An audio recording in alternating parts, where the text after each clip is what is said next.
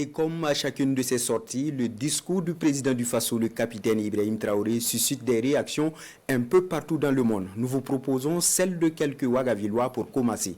Nombreux sont ceux qui retiennent le fait que le Burkina est en révolution progressiste populaire. Issouf Kabouri, Benewende Frédéric Nikiema. Quand on parle de révolution, à l'heure actuellement, les femmes sont en train de faire une révolution. Il n'est pas question de démocratie parce que finalement, on ne sait pas ce que c'est. Moi, j'ai vécu la révolution avec Thomas Sankara et je sais comment les choses marchaient. Ceux qui ne sont pas d'accord là, ils ne veulent pas vivre ici avec ça là, ils n'ont qu'à aller ailleurs. C'est tout. Parce que le fait d'avoir dit ça là, je pense que ça réconforte la plupart des Burkinabés. Par rapport à ce que son Excellence le président du Faso est en train de faire, il fallait clairement dire que c'est une révolution et surtout progressiste. Et à tous les niveaux, nous voyons que c'est cela.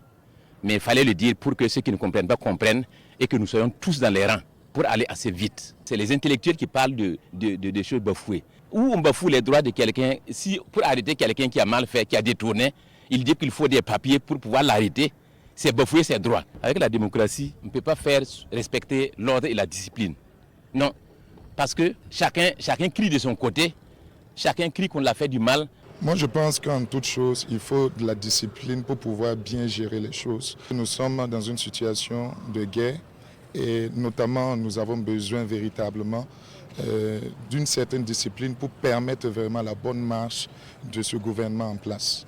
Il ne faut pas avoir pitié pour les complices et les traîtres qui sont encore dans ce pays-là ou qui sont dans les pays voisins, qui rêvent encore de revenir au pouvoir. Il ne faut pas avoir pitié d'eux. Il ne faut pas avoir pitié d'eux. Moi, je pense que ce qu'il a dit est clair. Et c'est comme ça qu'il faut se comporter. Ça veut dire que désormais, on ne doit pas tergiverser sur les décisions de l'État.